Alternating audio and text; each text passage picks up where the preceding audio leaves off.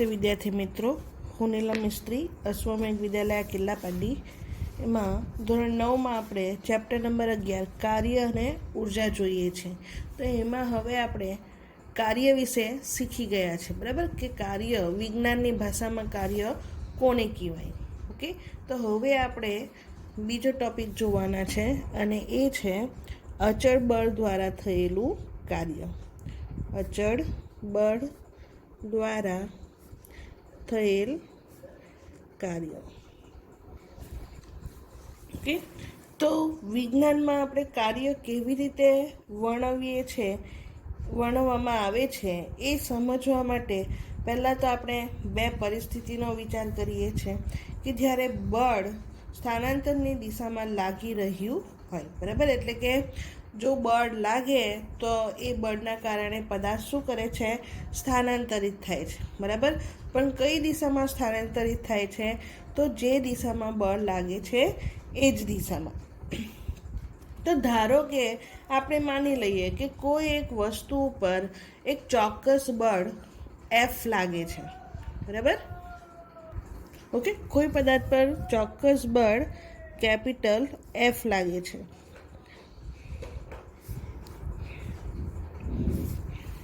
અને એ ચોક્કસ બળના કારણે વસ્તુ બળની દિશામાં S જેટલું અંતર કાપે છે. કેટલું અંતર કાપે છે? S જેટલું. ઓકે, તો આપણે માની લઈએ કે S જેટલું અંતર કાપે છે, એટલે કે અહીંયા બળ પણ લાગે છે અને અંતર પણ કપાય છે, સ્થાનાંતર પણ થાય છે, બરાબર. એટલે કે કાર્ય થયું કહેવાય, બરાબર. તો એ થયેલું કાર્ય ધારો કે W છે. હવે આપણે માની લઈએ કે જે F જેટલું ચોક્કસ બળ લાગે છે એના કારણે પદાર્થ S જેટલું સ્થાનાંતર કરે છે અને થયેલું કાર્ય W છે, બરાબર. તો કાર્યની વ્યાખ્યા આપણે જોઈ ગયા છે કે પદાર્થ પર બળ લાગે છે અને એના કારણે પદાર્થ સ્થાનાંતરિત થાય છે. એને શું કહેવાય? કાર્ય કહેવાય, બરાબર. આ એની વ્યાખ્યા છે. તો વ્યાખ્યા મુજબ શું થશે? તો પદાર્થે કરેલું કાર્ય બરાબર બળ ગુણ્યા સ્થાનાંતર થશે. ઓકે, હવે કરેલું કાર્ય કેટલું છે? W બરાબર બળને આપણે F વડે દર્શાવેલો છે અને સ્થાનાંતરને S વડે, બરાબર. એટલે અહીંયા આપણને સમીકરણ શું મળશે? તો W=F ગુણ્યા S, બરાબર. આ સમીકરણનો ઉપયોગ કરીને આપણે થયેલું કાર્ય શોધી શકીએ છીએ. ઓકે, તો દાખલાની ગણતરી માટે આ સમીકરણ ઉપયોગી આપણને થશે. જ્યારે કેટલું કાર્ય થાય છે એ શોધવાનું હોય ત્યારે આપણે આ સમીકરણનો ઉપયોગ કરશું. હવે કોઈ વસ્તુ પર લાગતા બળ દ્વારા થયેલ કાર્ય બળના મૂલ્ય તથા બળની દિશામાં થયેલ સ્થાનાંતરના ગુણાકાર બરાબર હોય છે. કાર્ય ફક્ત મૂલ્ય ધરાવે છે તથા તેને કોઈ દિશા હોતી નથી, બરાબર. કાર્ય જે છે એ ફક્ત શું ધરાવે છે? મૂલ્ય જ ધરાવે છે, એની કોઈ પણ દિશા હોતી નથી. કાર્ય કોઈ પણ દિશામાં થાય, બરાબર. એટલે એની દિશા ચોક્કસ નથી, માત્ર એનું શું છે? મૂલ્ય હોય છે, બરાબર. અને માત્ર મૂલ્ય હોવાને કારણે એ જે રાશિ છે એ કઈ રાશિ કહેવાશે? અદિશ રાશિ, બરાબર. કારણ કે એની શું છે? માત્ર મૂલ્ય છે, દિશા નથી, બરાબર. એટલા માટે કાર્ય એ કેવી રાશિ છે? અદિશ રાશિ છે. હવે સમીકરણ, અહીંયા આપણે સમીકરણ 1 જોયું છે, બરાબર. તો સમીકરણ 1માં જો F બરાબર 1 ન્યૂટન લેવામાં આવે, બરાબર, એટલે કે Fનું મૂલ્ય કેટલું લેવામાં આવે? 1 ન્યૂટન જેટલું લેવામાં આવે અને S કપાયેલું જે અંતર છે એ ધારો કે 1 મીટર હોય, બરાબર. તો બળ દ્વારા થયેલું કાર્ય કેટલું થશે? તો આ કિંમતને આપણે આ સમીકરણમાં મૂકીએ તો W બરાબર શું થશે? 1 ન્યૂટન ગુણ્યા 1 મીટર. એટલે આપણને આન્સર શું મળશે? W=1 newton into metre. Okay, તો આ શું થશે? કાર્યનો એકમ થશે, બરાબર. આ શું થશે? કાર્યનો એકમ. એટલે કાર્યનો એકમ શું છે? તો કાર્યનો એકમ છે ન્યૂટન ઇન્ટુ મીટર, અથવા તો એનો બીજો એકમ છે જૂલ, જેને જે વડે દર્શાવવામાં આવે અને એને જૂલ તરીકે ઓળખવામાં આવે છે. આમ એક જૂલ એ કોઈ વસ્તુ પર કરેલા કાર્યની તે માત્રા છે જ્યારે પદાર્થ પર કેટલું બળ લાગતું હોય, 1 ન્યૂટન જેટલું બળ લાગે અને પદાર્થ બળની દિશામાં 1 મીટર જેટલું સ્થાનાંતર કરે છે. બરાબર, એટલે 1 જૂલની વ્યાખ્યા અહીંયા આપણને મળશે, 1 જૂલ. બરાબર, તો 1 જૂલની વ્યાખ્યા શું છે? તો 1 જૂલ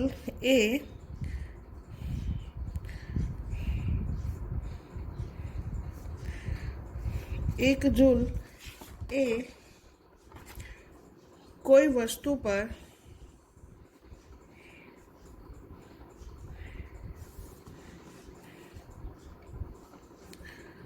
કાર્યની તે માત્રા છે જ્યારે વસ્તુ પર 1 ન્યૂટન જેટલું બળ વસ્તુને બળની દિશામાં, બરાબર, અથવા તો બળની કાર્યરેખાની દિશામાં, બળની દિશામાં 1 મીટર જેટલું સ્થાનાંતર કરાવે. ઓકે, તો આ થઈ 1 જૂલની વ્યાખ્યા. બરાબર, તો આના પરથી તમને 1 જૂલની વ્યાખ્યા પણ પરીક્ષામાં પૂછી શકાય કે 1 જૂલની વ્યાખ્યા લખો. ઓકે, આમ સમીકરણ 1ને જો આપણે ધ્યાનપૂર્વક જોઈએ, બરાબર, સમીકરણ 1 એટલે કે W=F×S, બરાબર, તો એને જો આપણે ધ્યાનપૂર્વક જોઈએ તો વસ્તુ ઉપર લાગતું બળ 0 હોય તો કેટલું કાર્ય થશે? બરાબર, હવે વસ્તુ પર જો બળ 0 લાગતું હોય, F=0 લેવામાં આવે તો S પણ શું થઈ જશે? 0 થઈ જશે. બરાબર, અહીંયા F=0 ગુણ્યા 1 મીટર લઈએ, બરાબર, તો 0 ગુણ્યા 1 કેટલા થશે? W=0. બરાબર, અથવા તો જે સ્થાનાંતર છે, બરાબર, એ સ્થાનાંતર 0 થતું હોય, 1 ન્યૂટન જેટલું બળ લાગતું હોય અને સ્થાનાંતર 0 હોય તો પણ આપણને કાર્ય કેવું મળે છે? 0 મળે છે. બરાબર, એટલે કે જો વસ્તુ પર લાગતું બળ 0 હોય તો પણ કાર્ય 0 થઈ જશે અને જો વસ્તુનું સ્થાનાંતર 0 હોય તો પણ કાર્ય 0 થાય છે. બરાબર, તો આ શરતને સંદર્ભમાં લઈને કાર્ય થવા માટે જે આપણે જરૂરી શરત જોઈ એ કેવી છે? કાર્ય થવા માટેની મહત્ત્વની શરત છે. બરાબર, કે બળ લાગતું હોય તો જ પદાર્થ સ્થાનાંતર કરે છે અને ત્યારે જ કાર્ય થયું કહેવાય. બરાબર, 2માંથી 1નું મૂલ્ય પણ 0 હશે તો અહીંયા કાર્ય થશે નહીં. ઓકે, હવે આ સમીકરણને રિલેટેડ તમને એક ઉદાહરણ આપેલું છે એ જોઈ લઈએ. ઓકે, ઉદાહરણ 11.1 તમને કીધું છે કે કોઈ વસ્તુ પર 5 ન્યૂટન બળ લાગી રહ્યું છે. વસ્તુ બળની દિશામાં 2 મીટર અંતર કાપે છે. જો બળ વસ્તુના સમગ્ર સ્થાનાંતર દરમિયાન લાગતું હોય તો સમીકરણ મુજબ થયેલું કાર્ય કેટલું હશે? બરાબર, તો અહીંયા આપણે સમીકરણ મુજબ થયેલું કાર્ય પૂછેલું છે. ઓકે, તો આપણે દાખલો સમજીએ.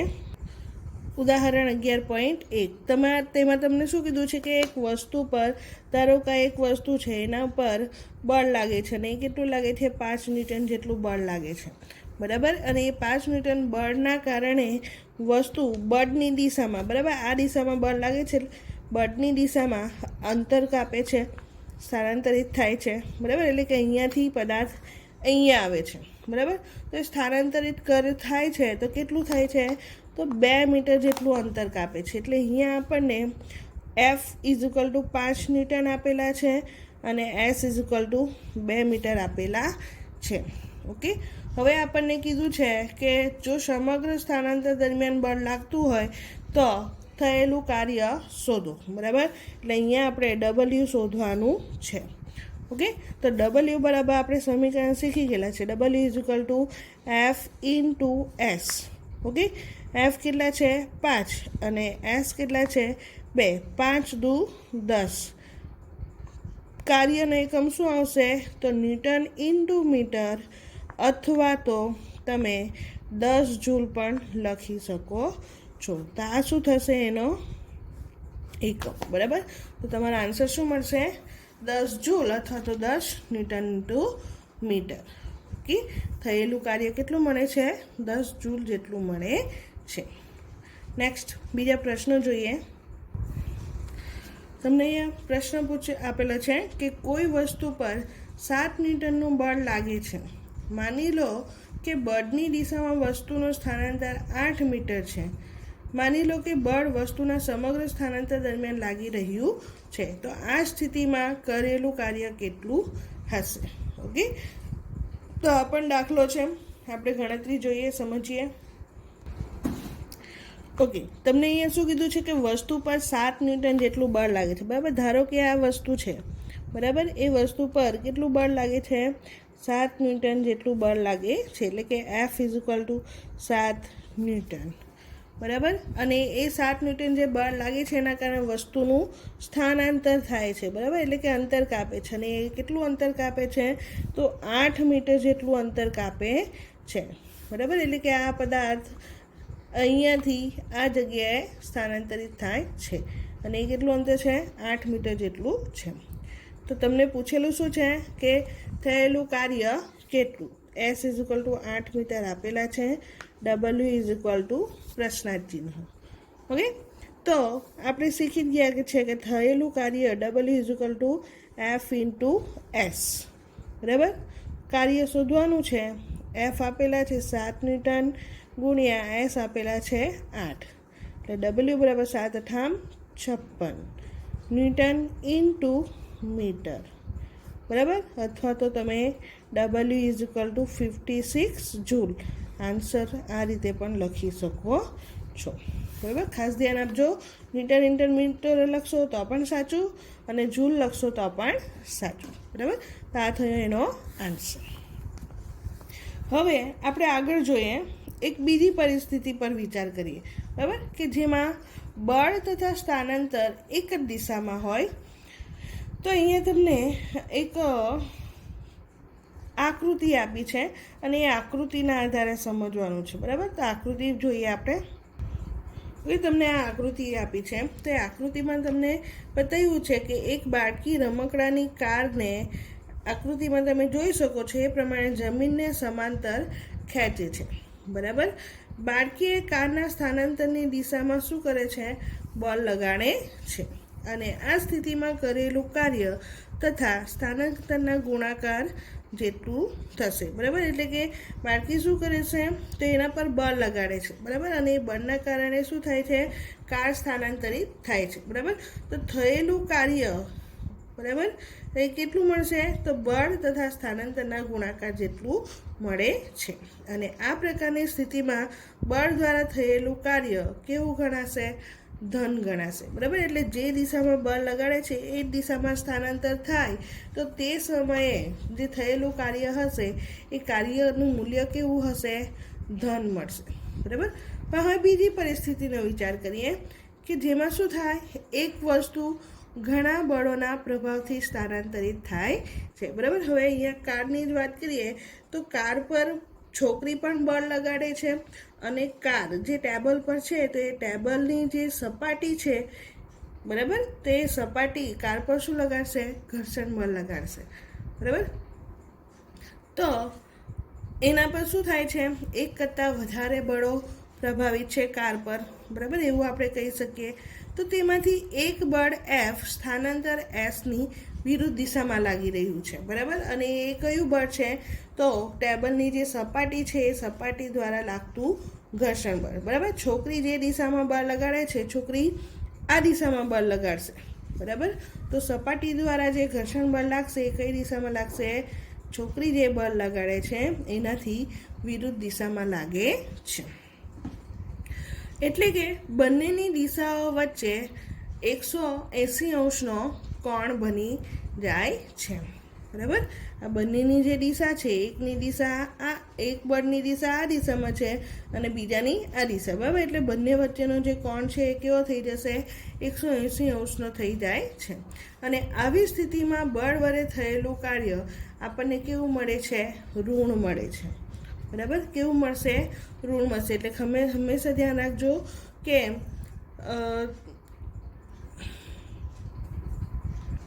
એટલે અહીંયા આપણને જે કાર્ય મળશે એ કાર્ય કેવું મળશે? ઋણ મળે છે, બરાબર. અને ઋણ દર્શાવવા માટે એને માઇનસ ચિહ્ન વડે આપણે દર્શાવવું પડે છે. આમ બળ દ્વારા થયેલું કાર્ય આપણને ક્યાં તો F ઇન્ટુ માઇનસ એસ અથવા માઇનસ એફ ઇન્ટુ એસ જેટલું મળતું હોય છે, બરાબર. તો આ જે આપણે ચર્ચા કરી એના પરથી સ્પષ્ટ થાય કે કોઈ બળ દ્વારા થયેલું કાર્ય ધન હોઈ શકે અથવા તો ઋણ, બેમાંથી કોઈ એક હોઈ શકે છે. અને એ સમજવા માટે તમને અહીંયા કેટલીક પ્રવૃત્તિ આપેલી છે, તો એ પ્રવૃત્તિ સમજીએ. અહીં પ્રવૃત્તિ આપેલી છે, તો પ્રવૃત્તિ તમે જોઈ શકો છો કે કોઈ વસ્તુ ઉપર ઉઠાવો, તમારા દ્વારા વસ્તુ ઉપર લગાવેલ બળ દ્વારા કાર્ય કરાયું. વસ્તુ ઊંચી થાય છે, તમારા દ્વારા લગાવવામાં આવેલું બળ તેના સ્થાનાંતરની દિશામાં છે. જો કે વસ્તુ ઉપર ગુરુત્વીય બળ પણ કાર્યરત છે, બરાબર. એટલે કે આપણે જો વસ્તુને ઉઠાવીએ ઉપરની તરફ, બરાબર, તો એ વસ્તુ ઉપરની તરફ સ્થાનાંતરિત તો થાય છે. એટલે આપણા દ્વારા જે દિશામાં બળ લગાડવામાં આવે છે એ જ દિશામાં વસ્તુનું સ્થાનાંતર થાય છે. પરંતુ એ વસ્તુ ઉપર પૃથ્વીનું ગુરુત્વાકર્ષણ બળ પણ લાગે છે, બરાબર. અને એ કઈ દિશામાં લાગે છે? આપણે જે દિશામાં બળ લગાડીએ છીએ એનાથી વિરુદ્ધ દિશામાં, બરાબર. એટલે કે નીચેની દિશામાં ગુરુત્વીય બળ લાગે છે. આમાંથી કયું બળ ધનાત્મક કાર્ય કરી રહ્યું છે? તો જે દિશામાં આપણે બળ લગાડીએ છીએ અને એ જ દિશામાં પદાર્થનું સ્થાનાંતર થાય, તો આપણા દ્વારા જે બળ લાગે છે એ કેવું કહેવાય? ધન કહેવાય, બરાબર. અને પૃથ્વી દ્વારા જે ગુરુત્વીય બળ લાગે છે એ કેવું કહેવાય? ઋણ કહેવાય. કારણ કે બળની વિરુદ્ધ દિશામાં પદાર્થનું શું થાય છે? સ્થાનાંતર થાય છે. ખ્યાલ આવ્યો બધાને? બરાબર. આમ જો પદાર્થ પર જે દિશામાં બળ લાગતું હોય અને એ જ દિશામાં જો પદાર્થ સ્થાનાંતરિત થતો હોય તો બળનું મૂલ્ય ધન મળશે. અને જે દિશામાં પદાર્થ પર બળ લાગતું હોય અને એનાથી વિરુદ્ધ દિશામાં જો પદાર્થનું સ્થાનાંતર થતું હોય તો મળતા થયેલું જે કાર્ય છે એ કાર્યનું મૂલ્ય આપણને કેવું મળશે? ઋણ મળે છે, બરાબર. ખ્યાલ આવતો છે ને બધાને? ઓકે, તમને અહીંયા જણાવ્યું જ છે, તમે જોઈ શકો છો, અંડરલાઇન કરી દેશો તમારી બુકમાં કે બળ સ્થાનાંતરની દિશાથી વિરુદ્ધ દિશામાં લાગે છે ત્યારે થતું કાર્ય કેવું હોય છે? ઋણ હોય છે, બરાબર. બળ સ્થાનાંતરની વિરુદ્ધ દિશામાં હોય ત્યારે કાર્ય ઋણ હોય.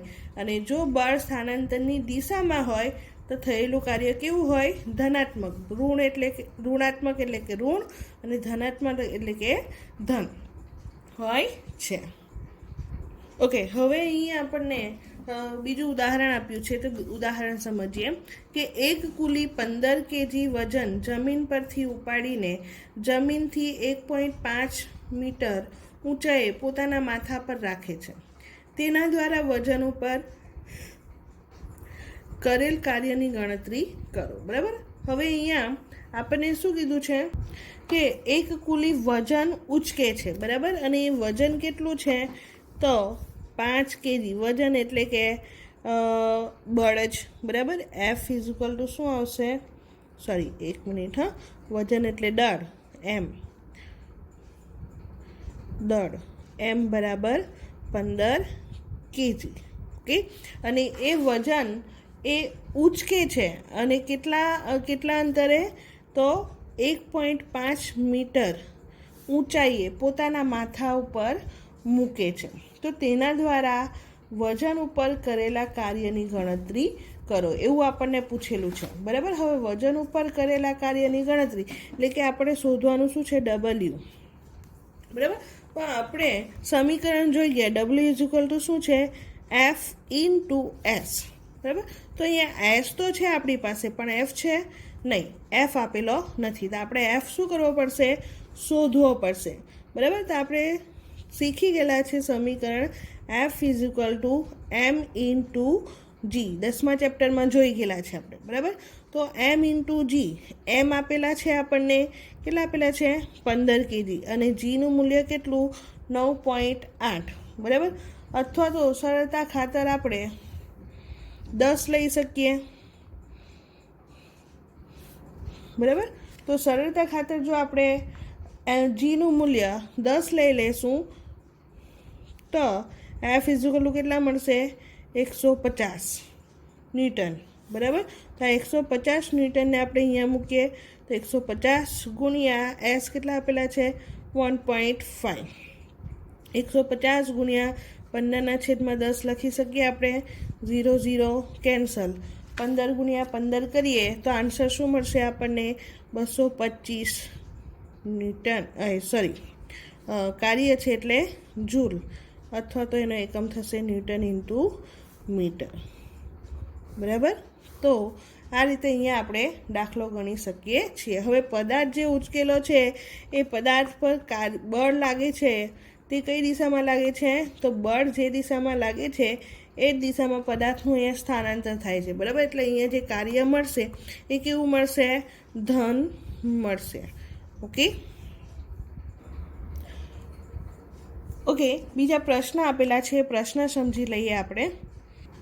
પહેલો પ્રશ્ન છે કે આપણે ક્યારે કહીએ છીએ કે કોઈ કાર્ય થયું છે, બરાબર. તો આપણે ક્યારે એવું કહી શકીએ કે કાર્ય થાય છે, તો આપણે કહી રહ્યા છીએ કે જ્યારે પદાર્થ પર એફ બળ લાગતું હોય અને એના લીધે પદાર્થનું સ્થાનાંતર એસ થતું હોય ત્યારે આપણે કહી શકીએ કે પદાર્થ પર કાર્ય થાય છે. બીજો પ્રશ્ન, જ્યારે કોઈ વસ્તુ ઉપર લગાવેલું બળ અને એના અંતરની દિશામાં હોય તો કરેલું કાર્યનું સૂત્ર લખો, બરાબર. જો પદાર્થ પર થયેલું કાર્ય, કોઈ પદાર્થ પર કાર્ય લગાવેલું બળ અને સ્થાનાંતરની દિશામાં હોય તો ત્યારે થયેલું કાર્યનું સૂત્ર આપણને પૂછેલું છે. તો કાર્ય બરાબર આપણે શું જોઈએ, ડબલ્યુ, બળ બરાબર એફ અને એસ બરાબર, સોરી અંતર બરાબર એસ, એટલે કે W is two F into S. Okay, આપણે સૂત્ર અત્યારે જોઈ જ ગયા છે. બીજો પ્રશ્ન છે 1 જૂલ કાર્યની વ્યાખ્યાયિત કરો. તો એ પણ વસ્તુ મેં તમને જણાવી છે કે પરીક્ષામાં 1 જૂલની વ્યાખ્યા પૂછી શકાય. તો 1 જૂલની વ્યાખ્યા શું છે, તો પદાર્થ પર લાગતા 1 ન્યૂટન બળને લીધે પદાર્થનું સ્થાનાંતર 1 મીટર જેટલું થાય ત્યારે પદાર્થ પર થતું કાર્ય 1 જૂલ જેટલું કહેવાય. બીજો પ્રશ્ન, બળદની એક જોડી ખેતર ખેડતી વખતે કોઈ હળ પર 140 ન્યૂટન બળ લગાડે છે અને ખેડાયેલ ખેતરની લંબાઈ 15 મીટર છે, તો ખેતરને લંબાઈની દિશામાં ખેડવા માટે કેટલું કાર્ય કરવું પડશે. દાખલો છે, દાખલો સમજીએ આપણે. ઓકે, અહીંયા આપણને કીધું છે કે એક બળદ કેટલું ન્યૂટન બળ લગાડે છે, તો એક બળદ 140 ન્યૂટન જેટલું બળ લગાડે છે. પ્રશ્ન નંબર 4, એફ ઇઝુકલ ટુ 140 ન્યૂટન, બરાબર. અને એ 140 ન્યૂટન બળ લગાડે છે અને ખેતર ખેડે છે, તો ખેડાયેલ ખેતરની લંબાઈ કેટલી આપેલી છે આપણને 15 મીટર, એટલે કે એસ ઇઝુકલ ટુ 15 મીટર, બરાબર. તો આ 15 મીટર જેટલું ખેડવા માટે થયેલું કાર્ય કેટલું છે એવું આપણને પૂછેલું છે, એટલે કે ડબલ્યુ ઇઝુકલ ટુ પ્રશ્નાર્થ ચિહ્ન. ઓકે, તો W is equal to F into S કરીએ તો 140 ગુણ્યા 15, બરાબર. 140 ગુણ્યા 15 એનો ગુણાકાર કરીશું આપણે, તેના આન્સર શું મળશે આપણને, તો 140 ગુણ્યા 15, 0 0 0 0 0, 4 5 20, 5 ને 2 7, સોરી એ મિસ્ટેક થઈ ગઈ, એકમ દશકનો 0, આ 0 4 અને 1, બરાબર. 0 0 7 ને 4 11, 1 વધી 1 2100, બરાબર. એટલે 2100 ન્યૂટન ઇન્ટુ મીટર અથવા તો 2100 જૂલ. કેટલું કાર્ય મળે છે આપણને, 2100 જૂલ અથવા તો ન્યૂટન ઇન્ટુ મીટર કાર્ય મળે છે. ઓકે, તો અહીં આપણો એક ટૉપિક પૂર્ણ થાય છે. નેક્સ્ટ ટૉપિક આપણે બીજા લેક્ચરમાં જોશું. Thank you.